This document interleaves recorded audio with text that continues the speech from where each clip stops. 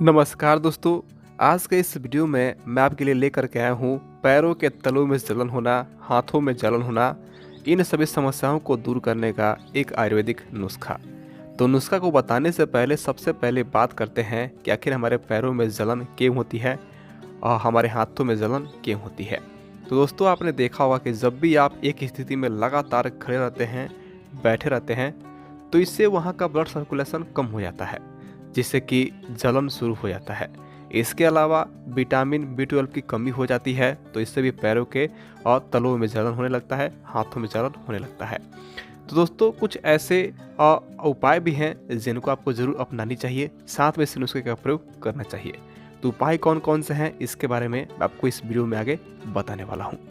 तो इस नुस्खे के लिए सबसे पहला चीज़ आपने यहाँ पर लेनी है, ये दोस्तों धनिया को। धनिया क्या करता है, ब्लड सर्कुलेशन को सही करता है।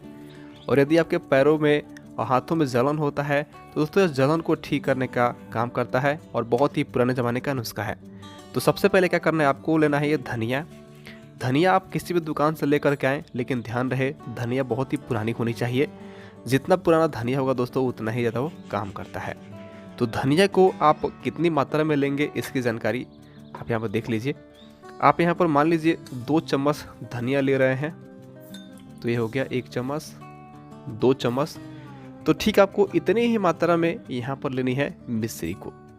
आप यहाँ पर धागे वाली मिश्री का प्रयोग करें या फिर आप इस तरह के मिश्री का भी प्रयोग कर सकते हैं। तो 2 चम्मच अगर आपने धनिया लिया है तो 2 चम्मच आपने यहाँ पर मिश्री को भी इसी के अंदर डाल देनी है। यानी कि मात्रा की बिल्कुल आपको सामान्य रखनी है। और इस तरह से डालने के बाद इन दोनों को अच्छे से मिला देनी है। मिलाने के बाद आपने क्या करना है, आपने इसे पीस लेनी है। तो दोस्तों, मैं आपको इसको पीस करके नहीं दिखा सकता क्योंकि मैं इसका प्रयोग नहीं करूंगा, इसलिए ख़राब हो जाएगा। तो इसकी मात्रा कितनी होनी चाहिए पीसने के बाद मैं आपको इसकी जानकारी दे देता हूं।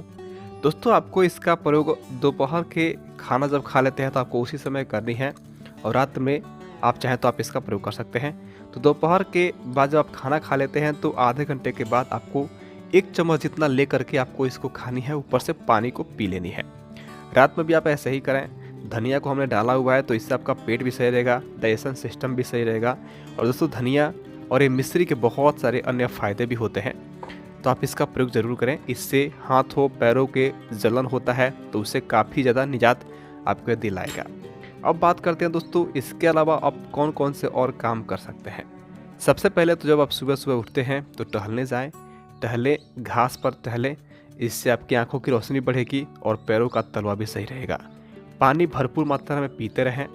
साथ ही साथ आप चाहें तो आप नारियल के तेल से या फिर घी से आप अपने पैरों के तलों में मसाज कर सकते हैं, अपने हाथों के तलों में भी मसाज कर सकते हैं। इसके अलावा लौकी का जूस पीना भी बहुत फ़ायदेमंद होता है। आप चाहे तो आप लौकी को पीस करके अपने तलों पर घी से पी सकते हैं। तो इस तरह से अगर आप करते हैं तो आपकी समस्या बिल्कुल जड़ से ख़त्म हो जाएगी। तो जानकारी अच्छी लगी हो तो इस वीडियो को लाइक करें, साथ में चैनल को सब्सक्राइब करें, बेल आइकन दबाएं। नमस्कार दोस्तों।